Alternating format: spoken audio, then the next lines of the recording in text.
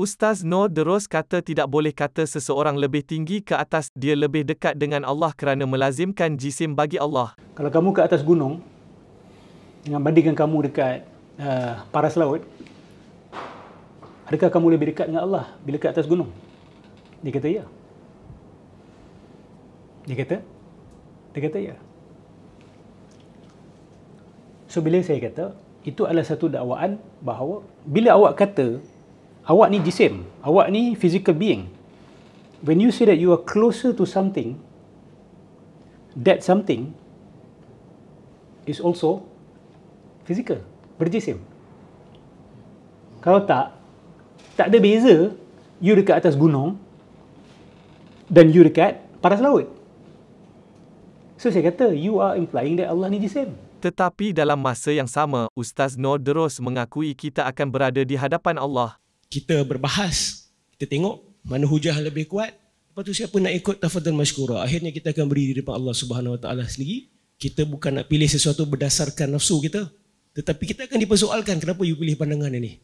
Kita semua akan depan Allah seorang-seorang. Time tu kita tak boleh bawa sebab Ustaz Salman kata gitu, Ustaz Noor Deros kata macam tu, tak boleh. Persoalannya, apakah Allah menjadi jisim bila mana ketika kita berada di hadapan Allah? Jika jawapannya tidak, maka tiada masalah menetapkan tingginya makhluk secara fizikal dengan Allah kerana tingginya makhluk lebih dekat dengan ketinggian arash dan arash itu sendiri terpisah dengan Allah. Itu tidak melazimkan jisim bagi Allah. Tiada salahnya pandangan para ulama yang menyatakan lebih tinggi ke langit lebih dekat dengan Allah seperti mana Nabi sendiri naik ke langit ketika Mi'raj. Kedekatan dengan Allah secara maknawi ataupun ruhani pula didapati ketika sujud. Itulah yang lebih perlu diutamakan. Mari dengarkan penjelasan Ustaz Salman Ali.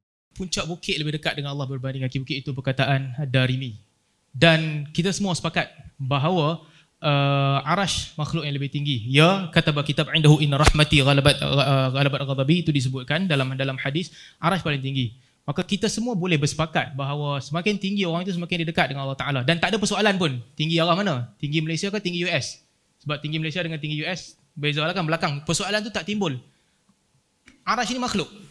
Arash yang makhluk ini pun, semua orang tidak mempersoalkan bagaimana. Bila dikatakan dia paling tinggi lah.